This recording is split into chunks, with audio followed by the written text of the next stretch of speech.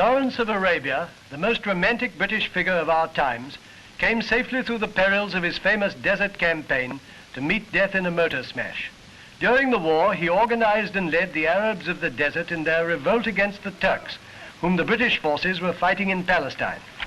As an archaeologist in the Near East, this young Oxford Don had become familiar with the language, life and character of the nomad tribes. When the Arab revolt began, Lawrence was sent to act as a link with these highly irregular allies.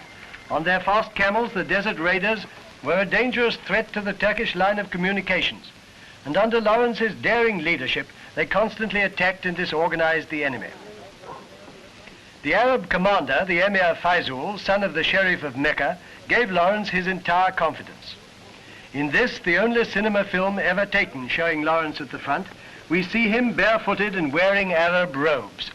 He stands with hands clasped on the Emir's left, interpreting a conversation with a British officer who also wears an Arab headdress. This revolt in the desert reached its climax in the capture of Damascus. It had been Lawrence's great ambition to set up an Arab empire under his friend Faizul. The refusal of the Allied governments to carry out this plan greatly embittered him. After serving in the Royal Air Force under the name of Shaw, he retired to this little cottage lost amid the Devonshire moors. Here is Pat Knowles, his batman and only companion there. The same simplicity as marked the character of Lawrence in life was observed at his funeral. There was hardly anything to distinguish it from the burial of the humblest of his village neighbors. In this little country church of Morton, the service was held. A few of the distinguished people in public life who knew and admired Lawrence followed him to his grave. We see Mr. and Mrs. Winston Churchill and Lord Lloyd.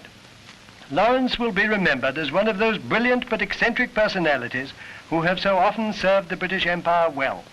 His deeds were done amid the wastes of desert sand, but he sleeps in English earth.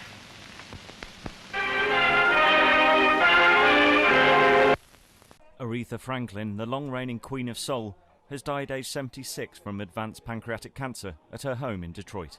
In a statement, Franklin's family said, "In one of the darkest moments of our lives, we are not able to find the appropriate words to express the pain in our heart. We have lost the matriarch and rock of our family." A professional singer by her late teens, Franklin was a fixture on the soul, gospel and pop charts for decades and ranked among the greatest popular singers ever. She recorded hundreds of tracks and had dozens of hits over the span of a half-century, including 20 that reached #1 on the R&B charts. But her reputation was defined by an extraordinary run of top 10 smashes in the late 1960s, from the morning after bliss of You Make Me Feel Like a Natural Woman, to the wised-up Chain of Fools, to arguably her biggest hit, Respect.